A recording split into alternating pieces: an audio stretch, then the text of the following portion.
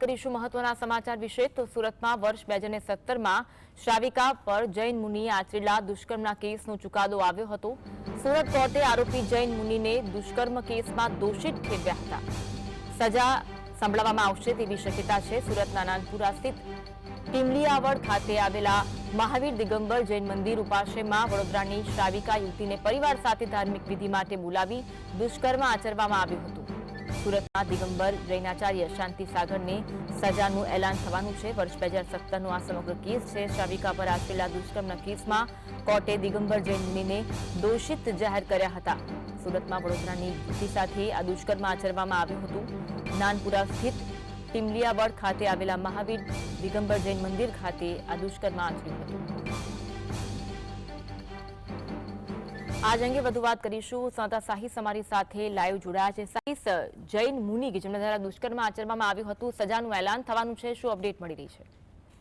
બિલકુલ થી ચોક્કસપણે સમગ્ર બનાવ જે છે તે અઠવા પોલીસ સ્ટેશન ખાતેનો છે। 2017ની અંદર જૈન મુનિ દ્વારા એક યુવતી પર દુષ્કર્મ આચરવામાં આવ્યું હતું। સમગ્ર ઘટનાને જોતા 2017 થી અત્યાર સુધી જે જૈન મુનિ હતા તે જેલવાસ ભોગવી રહ્યા છે અને ગત રોજ કોર્ટની અંદર તેમને રજૂ કરવામાં આવ્યા હતા અને કોર્ટ દ્વારા તેમને દોષી ફેરવી દેવામાં આવ્યા છે। સમગ્ર ઘટનાને ધ્યાનમાં રાખી આજે તેમનો જે સજાનું એલાન જે છે તે થવાનું છે। સરકારી વકીલ નયન સુકરવાલા અને તેમના જે બચાવ પક્ષના વકીલ છે તેમના દ્વારા દલીલો કરવામાં આવી રહી છે અને બપોર સુધીમાં ચુકાદો આવે તેવી સંભાવના પૂરેપૂરી જોવા મળી રહી છે। વાત કરવામાં આવે તો નાનપુરા ટીમલિયાવાડ ખાતે આવેલા મહાવીર દિગંબર જૈન મંદિરની અંદર બિરાજમાન મૂળ મધ્યપ્રદેશના આરોપી શાંતિ સાગરજી મહારાજ જેમને ગત રોજ દોષી ઠેરવી દેવામાં આવ્યા છે અને આજ રોજ તેમનો સજાનું એલાન થવાનું છે। બપોર સુધીની અંદર ચુકાદો આવે તેવી સંભાવના પૂરેપૂરી જોવા મળી રહી છે। જે રીતે યુવતીને જે પૂજા માટે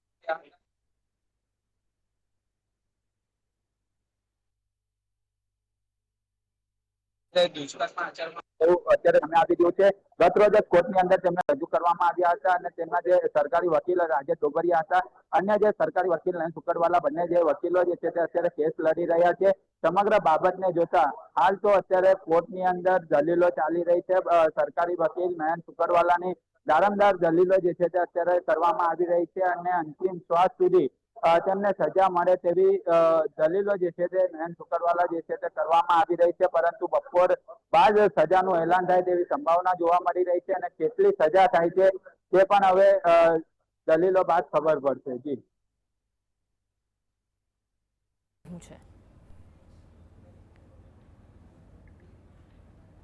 સાહિસ, આપને અવાજ આવી રહ્યો છે? પરિવારજનોનું શું કહેવું છે, તેમની શું માંગ છે? બિલકુલ, જે પરિવારજનો અત્યાર સુધી કોઈ મીડિયા સમક્ષ આવ્યું નથી અને તેમના દ્વારા જે રીતના જે યુવતી જોડે જયારે દુષ્કર્મ આચરવામાં આવ્યું હતું ત્યારે યુવતીએ કોર્ટની અંદર રડતા રડતા તેનું નિવેદન જે છે તે લખાવવામાં આવ્યું હતું। એટલે કોર્ટે ગંભીરતાને ધ્યાનમાં લઈ આ સમગ્ર જવાબો જે છે યુવતીના લેવામાં આવ્યા હતા અને ગંભીર બાબત કહી શકાય। અવારનવાર આવી ઘટના સુરત શહેરમાંથી સામે આવતી હોય ત્યારે આ ફરીથી એક જૈન મુનિનો કિસ્સો જે છે તે સુરત શહેરમાંથી સામે આવ્યો છે અને તેને જ લઈને પરિવાર અત્યાર સુધી કોઈ પણ બોલવા તૈયાર નથી અથવા તો મીડિયા સમક્ષ અત્યાર સુધી કોઈ પણ સામે નથી આવ્યો। પરંતુ કઈ રીતની સજા થાય છે તે તો હવે બપોર બાદ ચુકાદામાં ખ્યાલ આવશે। જી, આ એક સમાજની લાલબત્તી સમાન કિસ્સો છે। સાધુ સંતો પર જે વિશ્વાસ મૂકવામાં આવે છે, આપણે બધા સાધુ સંતોની વાત નથી કરતા, પરંતુ આવા મુઠ્ઠીભર જે સાધુ સંતો છે કે જેના પર વિશ્વાસ મૂકીને અને ત્યારબાદ તે લોકો આવા દુષ્કર્મ આચરતા હોય છે, આવું કૃત્ય કરતા હોય છે।